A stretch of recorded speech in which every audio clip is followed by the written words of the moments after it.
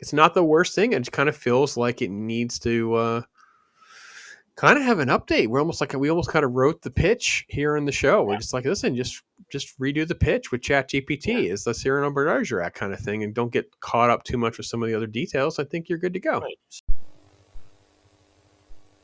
I don't know anything about computers. You're talking. We're talking. A very personal computer with a mind of its own. What do you think I'm talking to a machine. You're taking over my life. You know this. Electric Dreams, Saturday night at 11:30 on Channel 11. Next week on the HBO Saturday Night Movie. What's your preference? Apple, pear, Oh, wang? listen, I don't know anything about computers. Nobody does. Miles just bought a computer to help organize his life. He got more than he bargained for. You're talking. You know this. Madeline just moved in upstairs. Miles is in love. I can't play that for her. I want to squeeze you, lick you, puck her up, and kiss you. You make her sound like a lemon. I don't know what love is. You never told me. What does it feel like? Can give you strength. Can make you weak. Does not compute. If a computer can learn about love, it's bound to know jealousy. I want to meet her. And once that happens, things get electric. It's taken control of my house. It's gotten to the wiring. Sure it ain't cockroaches? Electric Dreams.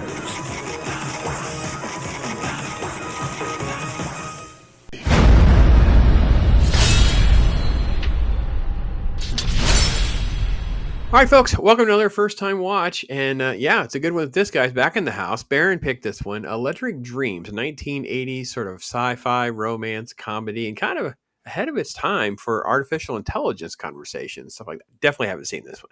So yeah, Baron, that good pick. Interesting one to talk about. Thanks for coming and hanging out with me again. Yeah, always happy to come by and talk about movies and especially stuff that people haven't seen or I haven't seen. And I prefer not even calling this science fiction. I like how it's said in the beginning. It's a fairy tale. Mm. This is Okay. like a computer fairy tale or what, however they had that, and it's just I think it follows that path of being exactly that, a modern day one, and something we needed back then. I think something we need now. Yeah, I mean, it's basically Cyrano de Bergerac with Hmm. computers Yep. and starts to kind of add some interesting conversations that really would have been more.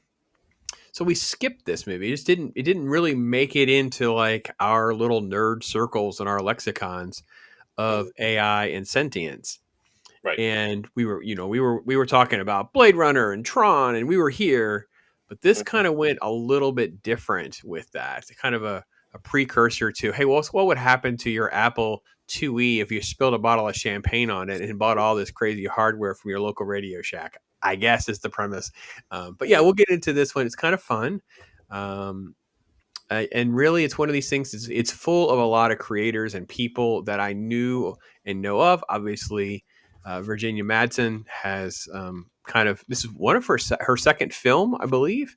Yep. So she's got a long list of things that she's been a part of that we would know her from. And I think even most recently, I know she was on American Gothic, but what was it? I just saw, I looked at her list here and I wanted to point out the fact that she was on a TV show that many of us had talked about. She had a couple one-offs on Elementary, and she was regular on Designated Survivor. Swamp Thing, that's what it was. She was her main cast. She's the main person on Swamp Thing. So, Yep. yeah. And of course, this was before Dune came out, so This is right before Dune. Yeah, yeah. So people would know her from that. And then the other co-star, of course, is Lenny Von Dolan. And again, I wasn't super. He's one of these guys that looked so incredibly familiar, and I Mhm. kind of checked his resume. And obviously, Twin Peaks and Mhm. some TV work. He was on again, off again with a lot of TV shows. I didn't really Right. remember him from something. Maybe he just has one of those faces. He just seems like it's somebody that I know. Is there something in particular you could attach him to, Baron? Not really. He's kind of that everyman kind of looking Mm-hmm. chap, and Yeah. and such. Unfortunately, we lost him recently. So, but yeah, it's he just looks like the everyman. Yeah. Yeah. I know when we were talking about different movies to do, we had touched briefly on the fact that this is directed by Steve Barron, who I knew from because we had done a talk hard on Teenage Mutant Ninja Turtles recently. So that was Mhm. okay. I knew who Steve Barron is. Of course, he has a long and storied resume full of music video work, and obviously most famously, and I don't know what his residuals are, but Lord help him, I hope he's getting residuals on "Take on Me" by Uh, Aha because it is probably one of the most played videos in history. And there was yeah, one video I was watching, and I don't know if it's. I'm looking it up. I'm going to look up "Take on Me" while we're chatting because I wanted to see one yeah. of them. Believe it or not, I don't know if you knew this. One of them crossed into like 20 billion views. Wow. Okay, Whew. maybe it wasn't Aha. It was, but it is at 2.1 billion. Hmm. So yeah, they just have their one hit. But hey, listen, you get when you've got 2.186 billion. That's a lot of views, man. That's a Mhm. lot of views. So That hopefully, Take on Me is an excellent video too. I mean, when we yeah, watched it back originally, it's like, wow, what yeah. the heck, man? Yeah, man, And that was crazy, state of the art. So, mhm, premise is, we have this guy. He's an architect, kind of the nerdy stereotypes that you kind of know from the '80s. His name is Miles. He's got this lady, this cute girl that's moving in next door. He's disorganized. He's frazzled. He's got this obsession. It's like a hobby of coming up with this. He views it as like a puzzle piece that can hold buildings together so they won't collapse during an earthquake. mhm, And in the process of getting organized, someone says, "Hey, you should get a computer." And we basically have this plug. Now, what's interesting is we don't really have any real on brand plugs for like an Apple PC or anything like that. It mm, stays very generic in the movie. mhm. It it also is not very hacker esque or anything like that, like War Games become. He just is like a dude who just keeps buying more stuff and keeps going further and further down the rabbit hole, and that's pretty Yeah, much how we set things up, at least at the get go. Right, Baron? yeah, exactly. I think the only product placement, if you want to call it that, is the girl that sells him the computer goes through the list of computers, and of course he gets the imitation computer, the fictional computer. Hmm. But yeah, it's amazing the rabbit hole he went down. He didn't want it at first, and then it becomes this obsession.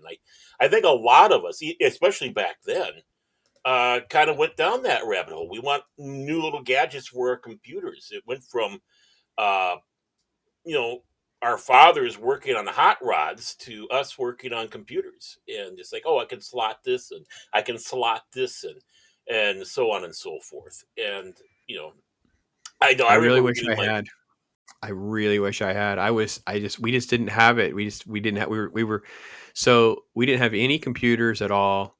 Mhm, I would go and I would play I remember it very vividly. I would love to go with my grandma shopping because she would let me be, and I would just mhm, not wander off. I'd be in the electronic sections at like a Kmart or a Sears, depending on where she was yep, going. And I'd be playing on the Commodore 64. I'd be playing on Texas mhm, Instruments. I'd be playing in the store what it would let me do. I didn't get anything, and I mean, obviously, I had like a handheld football game for like yeah, Christmas one year, but as far as PCs go, and then we had an Atari 2600, which was my aunt got because it was the boyfriend. He paid. He's the one who could afford to get it. So I used to play Atari in her bedroom with her when I was allowed to play Atari. mhm, I didn't get it. I didn't actually get a PC until right at the very end of high school into college, where I had a neighbor who their family was, I don't want to say well off, but they were doing okay, and they had an Apple IIe, and they were upgrading to whatever the newest thing was, and I was getting the Apple IIe. Had that dot matrix printer that would go fly. Yeah, that was it, and that's what got me through college.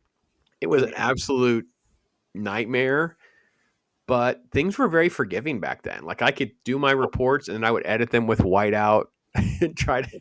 It was a thing, and this guy, he is down a rabbit's hole, which is really interesting.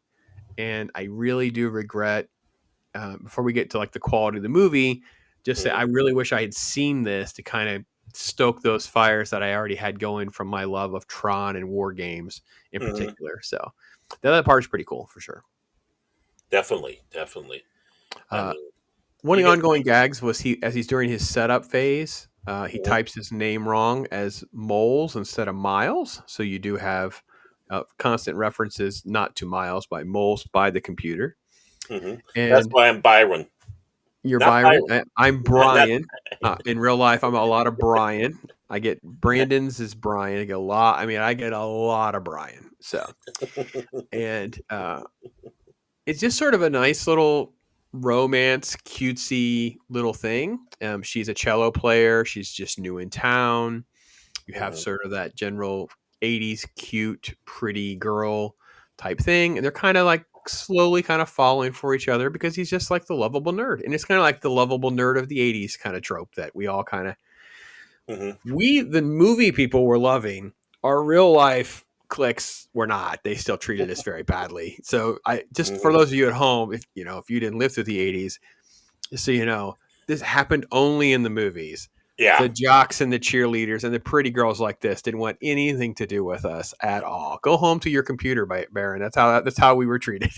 Yeah, exactly. I mean, in the movies, they said back, "Oh, he's so cute and adorable and so nerdy." It's like, "Oh, I got my chance." It's like, "Go away, nerd." They were like, no, they were not having it. And how cute she is in this film. I mean, she is just so adorable. She really is, and it's sort of like something you talk about a lot, where it's sort of like it's a sex appeal from the girl next door, and actually, to be honest, a sweet and cuteness that you don't even see much in Hollywood anymore, other than like, it's like I think it was part of the appeal of like Jenna Ortega, like when she was doing a couple of her early things in the Wednesday stuff, and you see, Millie Bobby Brown, I thought was going to kind of be that way as well, but they kind of venture into the Hollywood yuckity yuck, and I don't know, so. It was all done very tasteful. It's very sweet. It's very cute little fall in love thing. And in the meantime, he's, there programming and he's learning music. And by the way, just one of the biggest flaws in the movie, which has not aged well, is the computer takes control of all sorts of things and accesses all sorts of things, presumably through the electrical wiring and through the phone line. I don't have any other explanation, Baron, because it's not really explained. They just do it. Right. He does have the modem set up. It's like one brief shot, like we see in war games. It was a very integral part of war games of how he would hack into a computer. He has that, but Miles doesn't even seem like he would be astute enough to do any of that. So just turn your brain off with that part. It's the only way that works. It's just because he's got all of his. He has a smart house before there was a smart house. He has controlling everything. It does. And again, that's why I say, this is more of a fairy tale than anything else. It's like, okay, you can turn your brain off and enjoy these silly little things. Like, he's got the little black device plugged in there into the wall is what's connected to the computer. So in a sense, he's got kind of a Wi-Fi Bluetooth hookup before anyone ever really could implement it. And of course, Edgar is having a little fun with him there with the toothbrush. And it's like, no, the bathroom is off limits. It unplugs, throws the stuff out. It's like, no, you're out of the bathroom.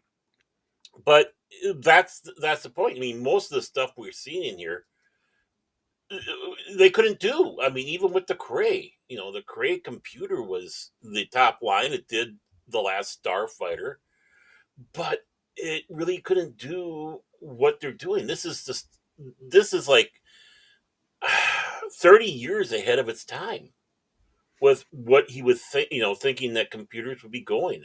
I don't know how he did it. I really don't. I think they just Steve Barron just knew how to make music videos.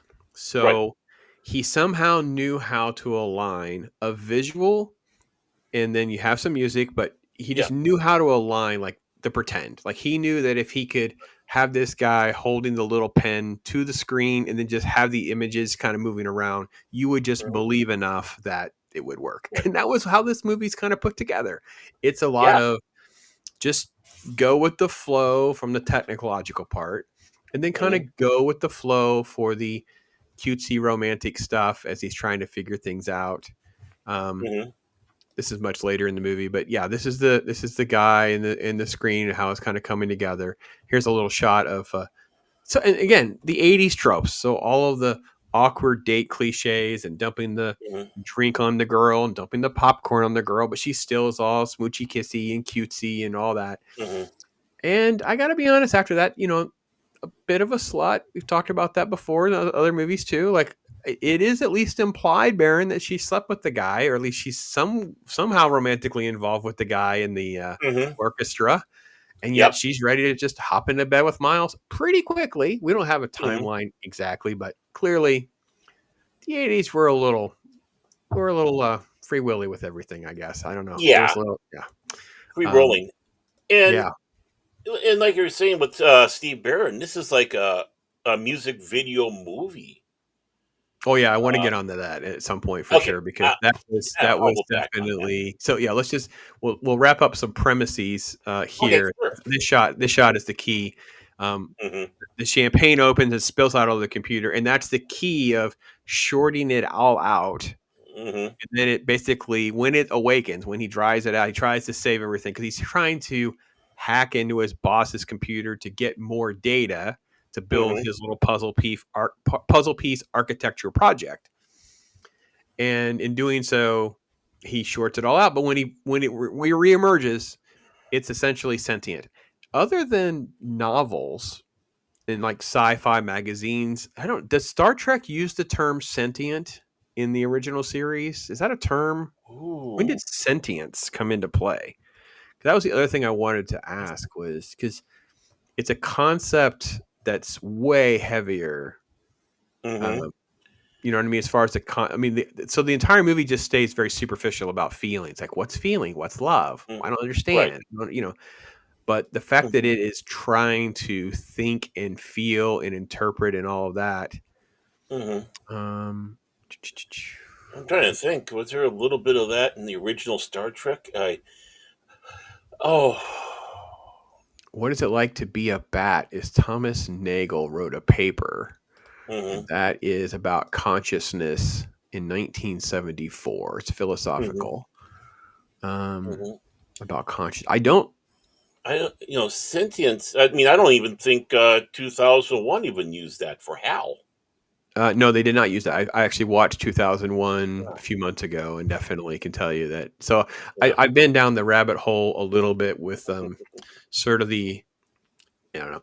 Maybe I should be available for an interview to discuss the concept of like where we are with AI and how it has Right. manifested in our entertainment industry. And this is a movie that feels just it's out of place. Like this was like the concept of sentience back then. It would have just been a fairy tale. Like it's short circuited and become alive, very much like Johnny Five, the short circuit movie, or something that's Right. just way superior than technology would have allowed. But we've had moments along the way that kind of align clear. But the fact that it was sentient and the concepts are there, very deep, but it's not played for that. It's played for, hey, the robot is actually in love with the girl as well. Hence the Cyrano de Bergerac part we'll get to because he asked the computer. It doesn't have a name in the beginning. It gets a name later on, but it doesn't have. Mm-hmm. Can you help me write this song? It. I guess the best way to describe its learning, Baron, is it watches TV a lot. Yeah. I don't know where It, else it's learning from. yeah. It's watching all sorts of television programs, including the small appearance of Koo Stark in a soap opera. Koo Yeah. Stark, always the bridesmaid, never the bride when it comes Yep. around to roles. Um, And for those of you who and don't know that reference, she was the one that was cut out of Star Wars: A New Hope, it's the original yep. Star Wars. She's the friend, Luke's friend. So the whole Mm-hmm. Biggs and his, that was all cut out, and of Right. course they Mm-hmm. left out. So And she was also in Red Dwarf as well. I know you talked about Red Dwarf yeah, before, so she briefly, yeah. was in there. Mhm. Yeah. So, and her biggest claim to fame was being Prince Andrew's girlfriend. But we won't go there. But yeah, he's watching all sort of programs, which is kind of funny because a lot of people, especially when they were coming to America and like they didn't know English or whatever, they'd sit down and watch American television, Sesame Street and all that, and and try to learn the culture and customs through watching TV, which of course is the biggest mistake there is. We even see this in this movie about no, no, no, no, no, no, no, no. You're doing it all wrong there, computer. That's true. Uh, That's true. yeah, especially when he came out with the song. That's very true. So, this is a cliche that Hollywood relies on regularly. I got to be honest; it was something that was said to us. I think when we were younger. Like you could watch like the Spanish channel and try to pick up on learning Spanish. So it was kind of Mhm, implied that learning American culture on TV was what was happening in, let's say, East Germany or people that were Soviets. They didn't understand much about American culture, but they knew mhm, of TV and music. yeah, I will say that it's probably one of the funnier things, even though it's obviously not appropriate.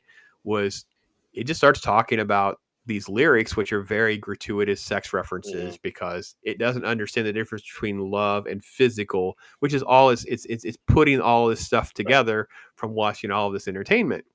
And I thought that actually was kind of a funny commentary that just it's It is. not part of the movie really, but it is kind of a funny thing to kind of think about. Uh, Yeah, I'm sure it was kind of a commentary on that because it's again that philosophical. What is love? yeah. And what is it? Harlan Ellison wrote the story. Love is only less misspelled, or I can't remember. Forgive me. As a Harlan Ellison guy, but yeah, what's the difference between lust and love? And the computer, from watching all the TV in back then, yeah, we had some, you know, interesting things back then. Not as bad as now, but he's writing about lust, and Miles, or in this case, Moles, is wanting love. So what is it? Again, Yeah, he was it's a question posed on us too. yeah, he was trying to get it to write a nice little sweet little romantic song or whatever because it had been imitating her cello practices. So Right. this whole music thing is part of the connection that they're having, and Mhm, the vibe is all based on that, which of course was the computer, not actually Miles. And mhm, it's all done pretty well. It's pretty sweet. And just to kind of complete the equation, I don't think I have any great photos to pull from for when they're happening in the movie, but there will be these moments where let's see if we have something. I don't know. We'll stop on some other photos that we just haven't touched on. mhm, Um, and so like it'll be like it basically just turns into a music video. So Steve Barron's trap was he has a really good setup in the first part of the movie. We have some great premises that are set up really great in the movie. This is playing nice on the whole Cyrano de Bergerac part. All that's fine. But then it's like he didn't know the script either didn't know what to do or he didn't know what to do with the script. We end up with the 80s music video montages. And I think with them going through like the romancing dancing with the park, we see that for a minute or two. All that was fine. There's also the scene where the computer is taking over everything electronic. So it's playing like a techno party and the neighbors are trying to knock on the door and all. The yeah, shots are just a little too long. Again, it's a music yeah, video. So for him, it's a music video. So he has no one in the room telling him, hey, listen, you need to cut this down to 2 seconds, not five. Just trim this, trim that. So it just kind of becomes kind of irritating because you're trying to follow a story that's constantly being interrupted by another music video. Because it happens, I think, about 4 or 5 times in this movie. Not once, not yeah, twice, several times. He's mhm, constantly going back to his crutch of what he knows. It's like telling story through a music video, and it's very heavy handed. And yeah. So it was okay. It feels like we start and stop a lot in this movie where we'll do something and then we have to stop for a music video part and we get back to the story. And mhm, Miles is interesting and good intentioned in the first part of the movie. And it goes back to one of my biggest problems in all of storytelling. And I hate it. I hate it, Baron. I hate when things only can work if it's a lie.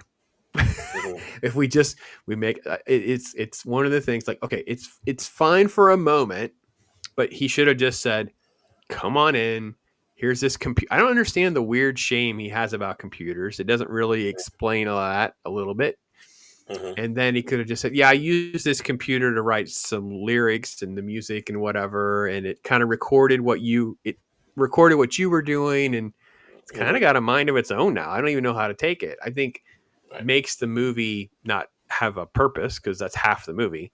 but that feels like the normal human reactions. So I end up in conflict with the movie at this point, about a half to 2/3 in, where I'm in conflict with like, this doesn't make any sense anymore. Cause now we're at like, it only is going to work if Miles becomes a liar and kind of a not the nice guy that he really is on screen, if that makes sense. Yeah, exactly. And again, it could have been simply fixed by the fact that he was kind of ashamed because that was associated with nerds, Mm-hmm. and he's nerdy enough as it is. Maybe he could have done it with a line or something like that, where he's embarrassed about the computer because he doesn't want to have that image of being what he is, a nerd. Yeah, but look at him. I mean, he's like, they gave him like the bow tie and stuff too. It was, it's like he Hmm. just, Yeah, it wasn't like he didn't already have this stereotype of this architect nerd type thing. So the fact he has a computer and stuff is like, oh, you have a computer and stuff, dude. hmm So it's fine. yeah, I do say that the computer itself, being in love with her is interesting because it doesn't have any interaction with her. It only has interaction of what it thinks of her, right. but it also knows things. I don't totally understand how it knows. Like it'll know where people are outside. Oh, so and so's getting in their car, so and so's getting in their house, and I'm assuming, does it is it watching everybody through cameras and stuff? I don't help me pick up the breadcrumbs on how it knows so much of like social monitoring. It seems to know a lot about what's going on way outside the apartment, in the other I think. apartments, in the street. Mhm. It knows a lot about what's going on. I mean, I can see where it's in the apartment in the hallway with the Mm-hmm. microphone, Yeah. but I don't know how good that microphone is. So yeah, yeah. I mean, but because back then we didn't have all these cameras. In fact, it No. was if you wanted closed caption TV, for places that was a lot of money, Mm-hmm. and usually it was businesses that had that. Um, so yeah, I mean, that's one of those areas where it's suspended belief and just going to that fairy tale for me. But in the house, I can understand that because he's trying to walk quietly up the stairs and Right. whisper, don't talk, get on my back, and that way it Yeah. sounds like one person coming down, but it could probably tell that was by the sound of the steps that's going down, the added weight. Oh, okay, this is what's going on. So it's calculating. Oh, okay, I see what's going on. He went Yeah. upstairs. Now he's coming down, and I must have her on his back or something. And Yeah. So so, yeah, those would have been elements I would have written in the margin of the script of like question mark, like what is going on here? This doesn't, hmm this isn't, we're going to have to figure out how to make some of this make some more sense. But the yeah, computer becoming sentient has a very normal reaction. It doesn't get credit for the work. right. The song, we believe that the song is why she's falling in love with him, which hmm is that there's a twist at the end that there's more to it than that.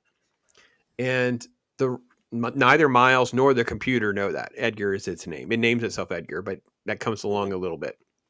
Yeah, So the fact that it gets kind of jealous and insecure, like you just kind of lie. You just basically lied right to her and said that you took credit for my song. I wrote the song.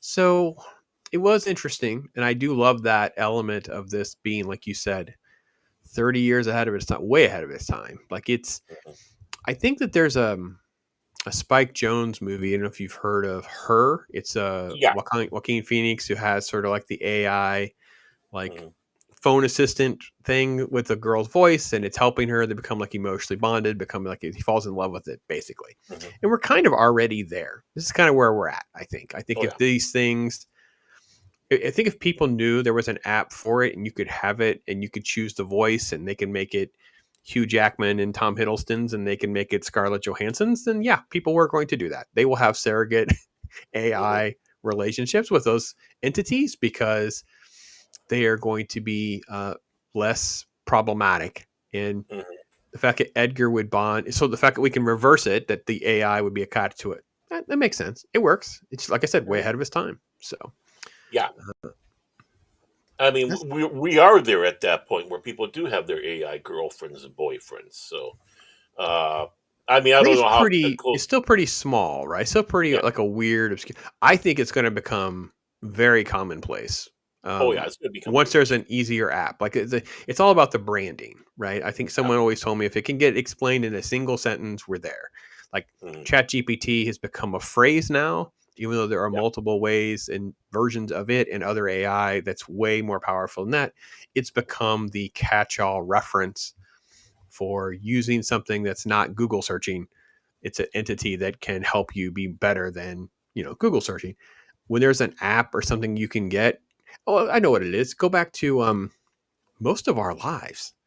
Online dating was Oh like yeah. shameful and embarrassing. Oh my god, you had to go online to get a girlfriend. Oh my god, it's like, what did you do? Like, what did you do? Like, it would be like your friends would be like, what is wrong with you? You can't get, Hmm. I don't know when these apps changed. Tinder, Grinder, pick one. I don't even know what one was first. Yeah. Something changed dramatically pre-pandemic, and then the Hmm. pandemic made it bigger. Right.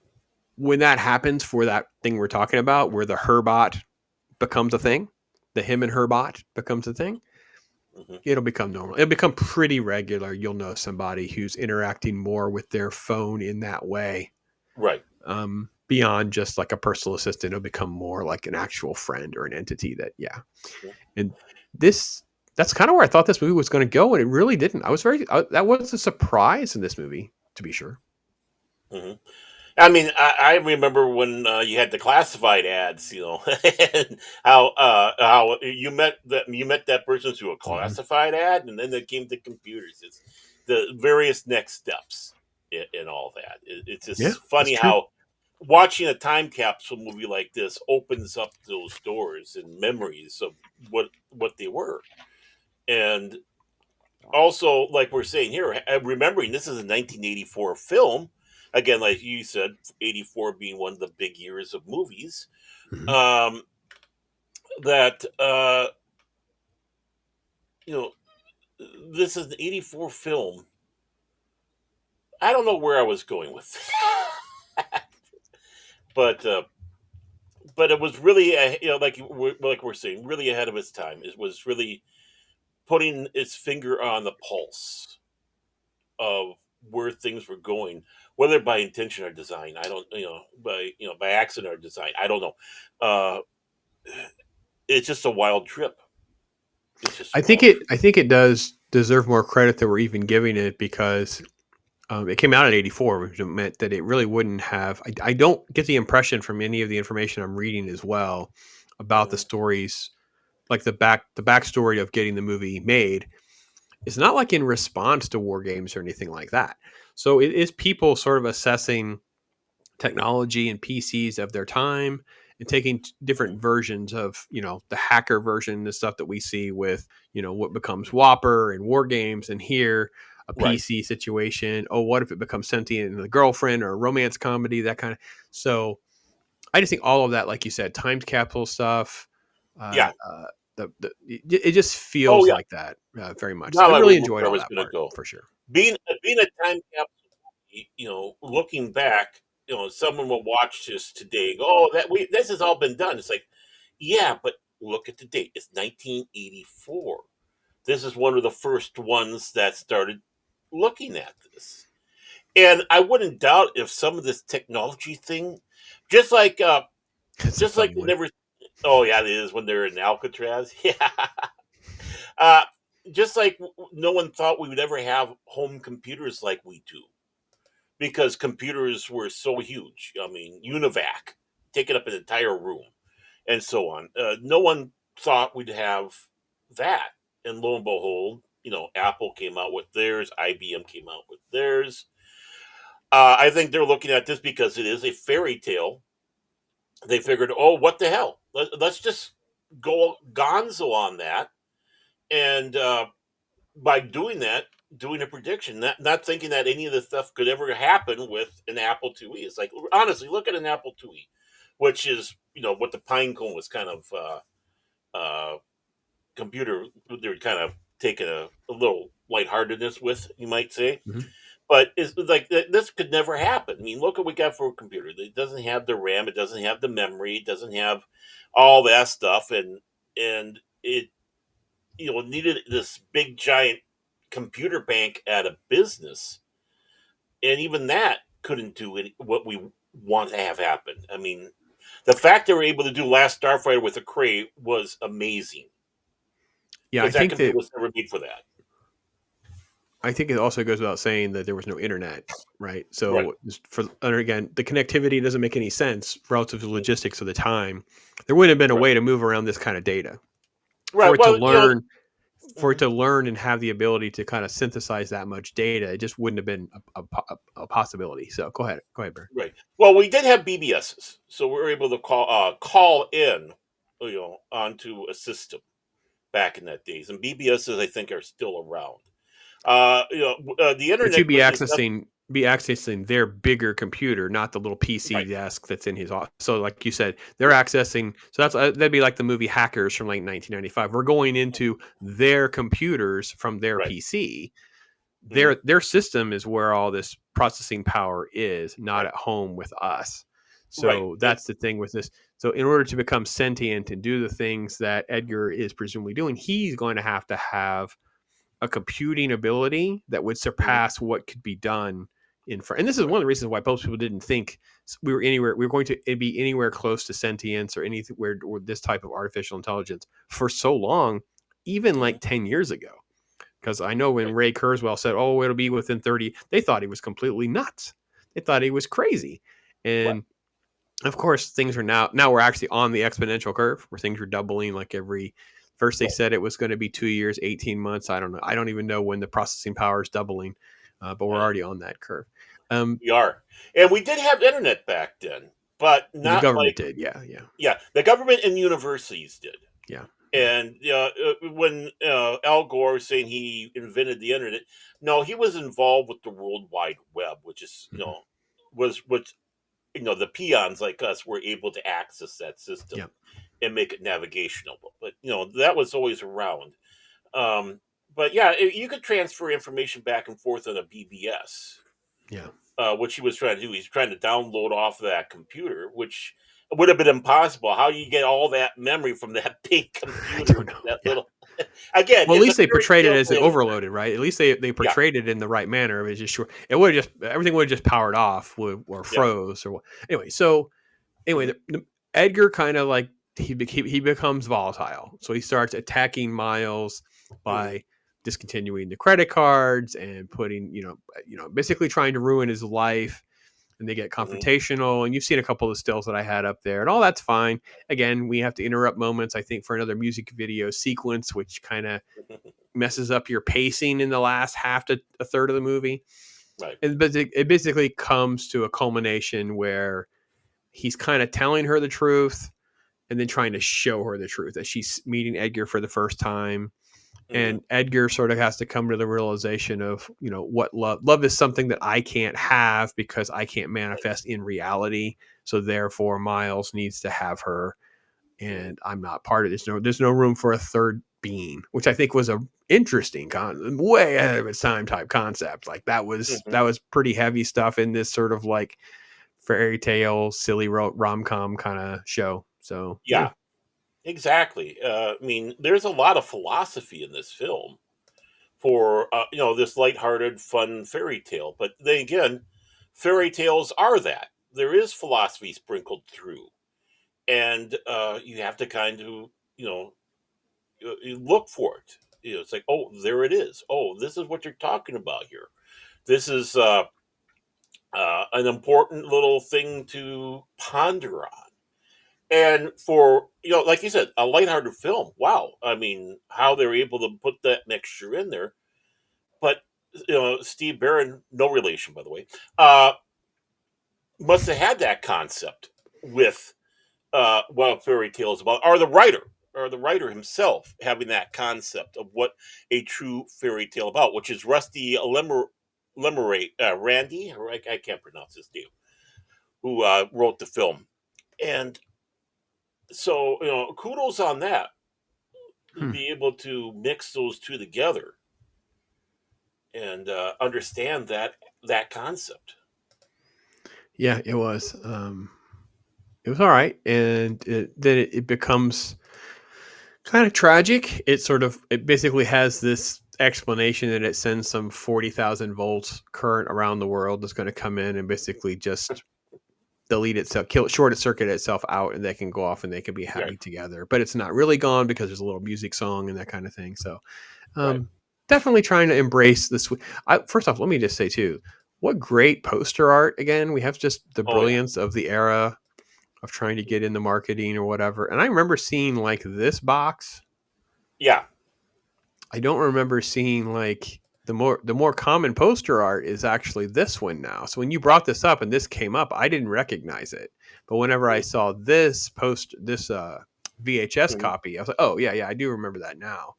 Hmm. But I've never seen this Yeah, until now. So, but look and how of course different that. it is. Look at that. Yeah, yeah. I can't even tell what language that is, but wow, what It great might tell us art! if we click it. Let's see if it'll. It probably is German. Probably, yeah. Yep, German. German, auf Deutsch. Ah, Yeah, it was just but French. No, yeah, Portuguese. Yeah. Portuguese. Yeah, and of course we were. Oh, that's an interesting one. UK. That's a nice poster. Swedish. Hmm. And of course, it wasn't. I don't think it was a big spoiler calling him Edgar because right on that one poster, right away, boom, it says "Meet Yeah, Edgar." meet Edgar. So, mhm. Yeah, I didn't Who was know for played? sure. So Mhm. Who was yeah, we played didn't by Bud mention that. Cort. We should mention Bud Cort, shouldn't we? Yeah, because Bud Cort, obviously famous from Harold and Maude, Hmm. and just a litany of sort of one-off type roles as well. Lots of different things Hmm. over a very long and storied career. Obviously, roles like MASH and Dogma and even Heat. There's lots Hmm. of different things and a long list of some voice work as well. Bud Cort's done a lot. The one thing I didn't did you read or see how they were like they kept him in a box to do his lines, and Hmm. that didn't hit me right away. I just kind of like I'm just reading through things, and then later I kind of thought about that. Wait, they mean like on set they kept him on a box? Like, Yep. wait, why'd they even have him there then? Like, it was so strange to me that that was their idea of trying to, I guess, create a real reaction to the computer and not the dude voicing the Right. computer. So yeah, that was kind of weird for me. I like that was Yeah. strange. I can I can understand that was kind of a that way they can interact without interacting Hmm. and still keep that disembodiment, you might say. Hear the voice, but there's nothing there to react to. So you're looking at the prop computer, and as he said, he was kind of lonely. He was like, "Here I am in this box. No one came around to visit me." Yep, yep. That was how it went. That's how it went. Hmm. So And overall, I had a pleasant time watching it. Mrs. didn't mhm. watch it with me. It just didn't work out. It wasn't like I don't think she was Oh, really. I kept pitching it, but she just didn't bite. So then I didn't want to oh, wait too long and make sure I got to hmm, it. We actually haven't watched anything together, like an actual movie, any length of time for a bit now. We had the grandkids in a couple different stints as well, which oh, stirs up the commotion. hmm. Um, That it would. so sadly, I think the biggest thing for me was that they messed with the Miles character too much. They didn't quite have him like they didn't really have a clear redemption. They didn't really kind of have it all smooth. And then the music videos messing up the Hmm. pacing. And again, it's one of these missed opportunities for me where I feel like they had so many grand ideas and so many interesting things that they had come up with. I wish they had hammered it out and it just worked out better. And we all could have embraced this a little bit differently for the Hmm. time. And it definitely also feels like one of those movies that could and maybe should be remade. There should be something we could learn and remake from something like this. Hmm. I don't get, we don't get, we don't, I don't say that often. I don't like most things being remade or doing a reboot or whatever, but Right. I like it if I feel like we can take some good ideas and concepts and then make a better product. And I Right. think that's what this movie kind of feels like, if that makes sense. Yeah, it does. I mean, I mean, what would be the next phase of computers in? I mean, that's what you need to because we have basically everything they have in that movie, No, and I think you could just do a more clear Cyrano de Bergerac yeah. story arc with the computer AI thing as Oh, becoming okay. the jealous third party and helping him get the girl. Ah, I That's understand. it seems like it's actually going to be, if it's not already a thing, like someone's going to be using Chat GPT to write poems and music to swoon Hmm. the girl because it's not he's a dummy, but it's like the computer becomes the jealous third wheel, and how will she respond when she finds out it's there? And so And Yeah, that creates a yeah, I definitely a think it is. moral conundrum that could play for now, and I think that would be an interesting. Yeah. Yeah, yeah. I mean, lot of those concepts. Maybe if they put the musical montages a little bit more spread out through the movie, it might have helped. Because, like you said, it got heavy towards the end, where in the beginning, you had that great one with the dueling minuet. I Yeah, mean, no, that one's probably the one that works the best. That one makes yeah, more sense. Actually, most of the musical montage, the biggest problem is they're just too long. He's a music video guy, so no one's in the room saying, "Listen, we yeah, can't do this." oh, Yeah, so this shot's again, this is the principle that I keep going back to with the editing it down. It's usually not cut the whole thing out. You're like 5 seconds becomes 2 seconds, and this sequence mhm, becomes 8 instead of 15, and right, you speed it. It just condenses and moves faster. And right, then because you watch other things, like I was just finishing watching the Thomas Crown Affairs, and there's moments of some musical montage moments, and it just moves very quickly. They've taken the one song and then they kind of remaster 2 or 3 lines out of the song for the sequence, and you get 20 hmm, seconds of musical montage. And then later in the movie you get right, another 40 seconds over here, and at the end of the movie when the song plays, you're like, oh yeah, that right, movie's been an earworm in my head for you know.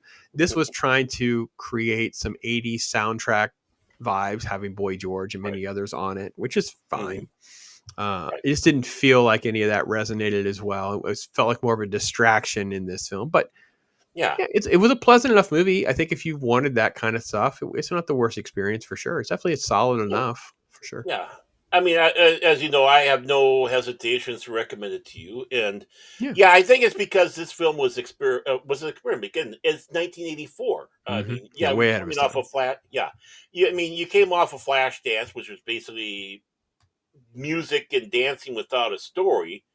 Hmm. And Steve Barron was trying to do the opposite, where you have a story with this in, but it's like, okay, how do we do this right? Which, of course, later on, with the Breakfast Club, they started getting that in the right pace of doing those montages, the Hmm. infamous 80 montages, as they talk about. Yeah, So, they're definitely see, but and to his credit, he is a genius among all of that, and I get it. It's just the fact that I think this film become a bigger learning experience for him personally as a development. Because once you get to like Ninja Turtles, obviously he's pretty much in his element of trying to balance some technology and telling a good story, and mhm. that's a movie that's aged very well Yeah, yeah, relative to what it's accomplished. So it's I think this film does represent it. It's just kind of a little bit of a learning curve from that. And again, you're coming like you said, Flashdance. I was also thinking about Staying Alive, came out the year before yeah, as well. hmm, The sequel to Saturday Night Fever, stuff like that. So yeah, yeah, massive well, floppage there with that one. But it is his yeah, first it's a film. mess. Yeah, it's his first film, so I give a little bit of forgiveness there. Maybe you should have had a little bit more someone coming by and helping him out a little bit with that. But again, I like the didn't editor and all that. Yeah, I didn't have much information on like post production, meddling from the product. I didn't really have Yeah, much information to go on. So no, it's sort of like I'm a tough critic, so it's sort of midland for me. That 2.5 out of 5. It's fine. It's okay. I think if you can really give it some grace for when it's made, and right. you have some of that AI curiosities that we've discussed a little bit with that, I think you could Mhm, probably enjoy it. Maybe even that good that much, and maybe a little bit more.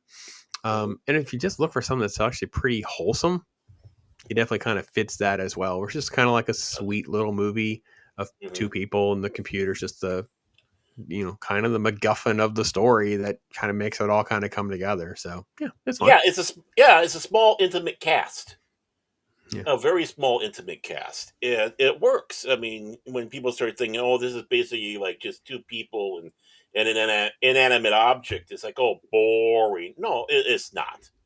Uh, and it's just how do you do it? Myself, I'm a little more forgiving. I give it like a 3 just for some of those, three bucket of popcorns for me.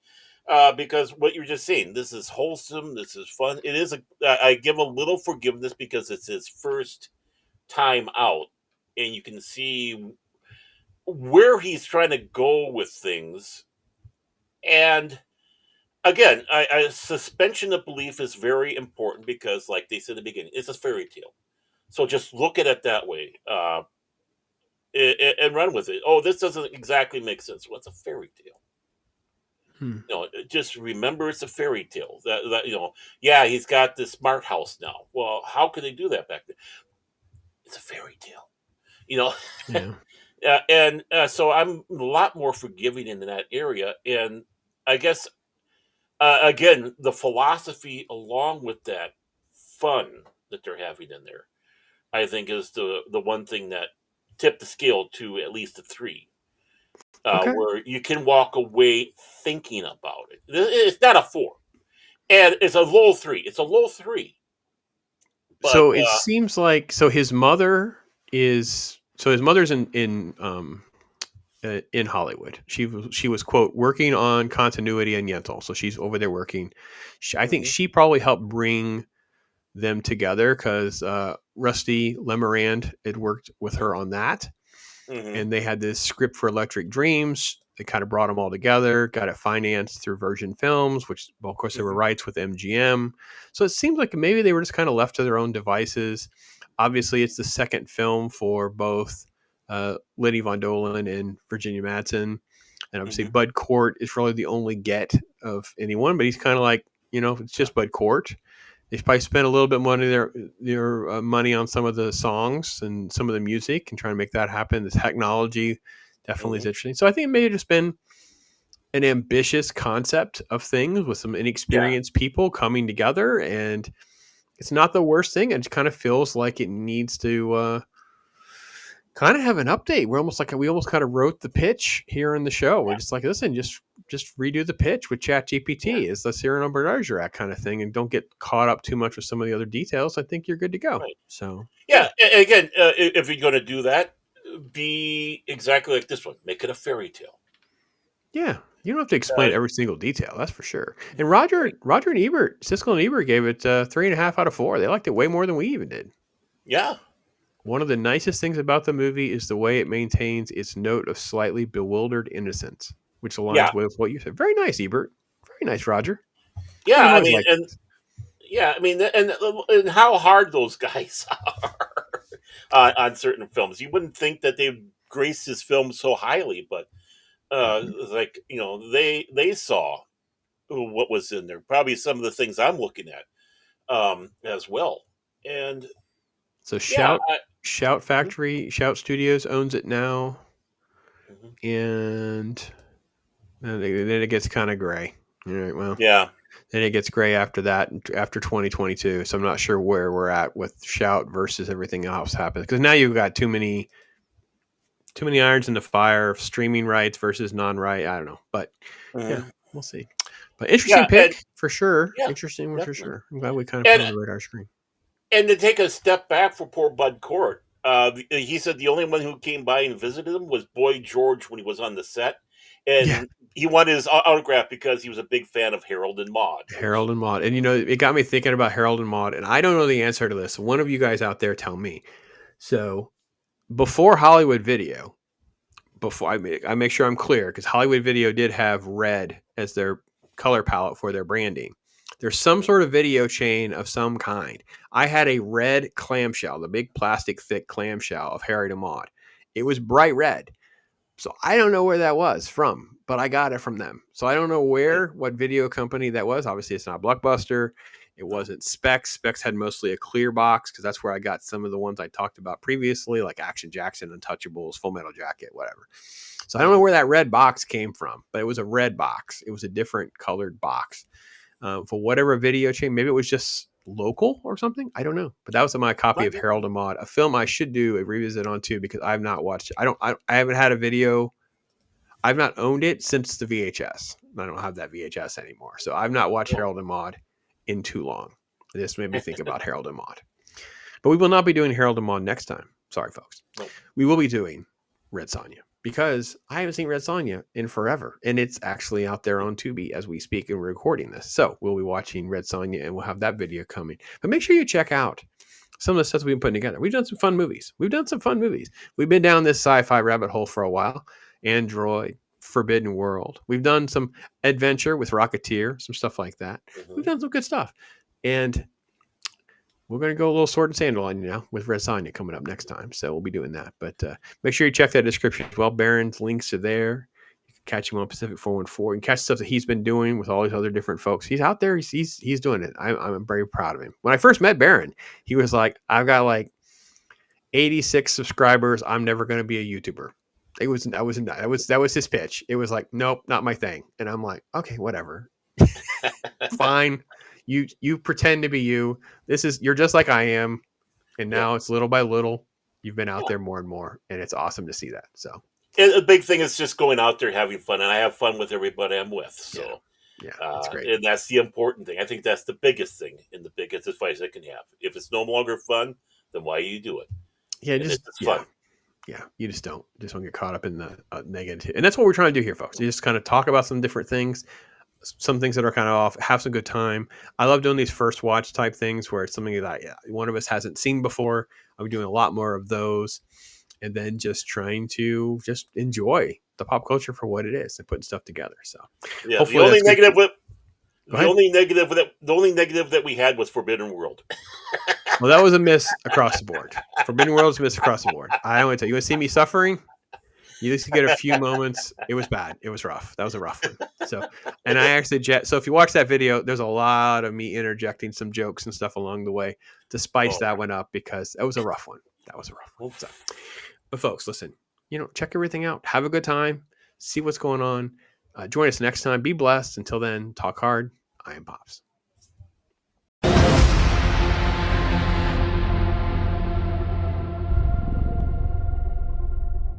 The danger, the daring, the challenge, the courage. Clash of the Titans. The risks, the rewards, the terror, the triumph. Clash of the Titans.